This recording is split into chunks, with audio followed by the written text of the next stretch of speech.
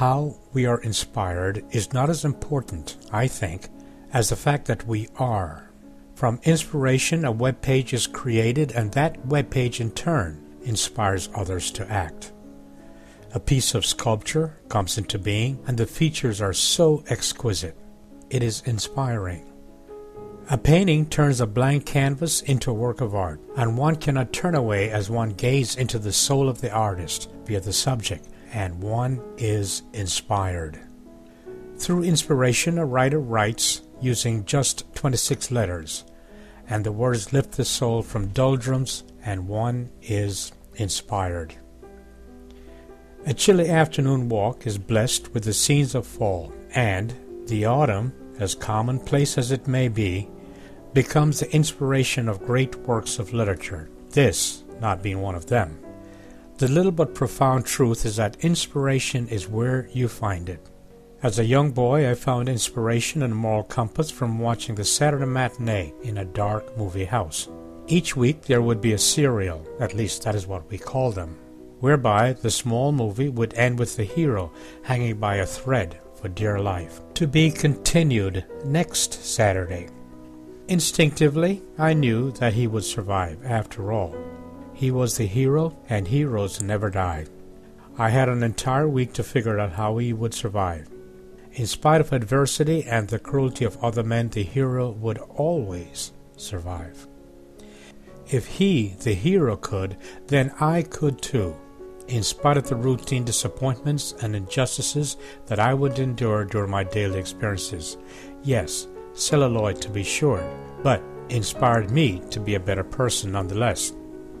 Speaking of celluloid, on the screen in front of me is the movie, The Magnificent Seven, which, by the way, inspired this poor excuse for writing. Be that as it may, I have seen this movie many times. It is one of my favorites, and each time I must stop what I'm doing and watch intently the first 18 minutes. The characters, played by Yul Brynner and Steve McQueen, being brave by going against the town, the common and mutually accepted prejudice of the time, to do what is right. Amazingly how nothing has changed. Anyway, inspiring nonetheless.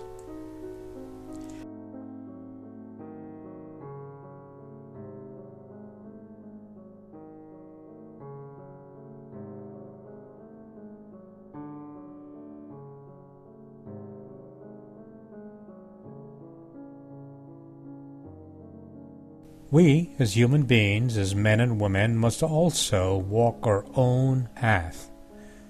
We, as men and women, must walk the paths as we have been inspired by those who have gone on ahead of us, by those who live in our time and who continue to inspire us, not by the moral code of the day, but simply by doing what is right. I also find the company of others of like mind to be inspiring. For that, I seek haven from the ordinary and find solace in places where such people gather. This sanctuary, for example. It is not about divinity, it is not about dogma, it is not about winning souls, it is not about celebrating divisiveness, it is not about worshiping myths and specters created in our images, and it is not about the morality of the time.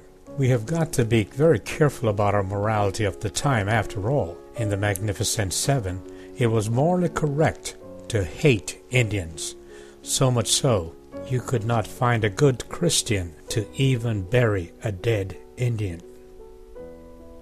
It is only about being inspired, as I choose to be, in the company of others who are good people, doing good deeds for the sake of goodness itself.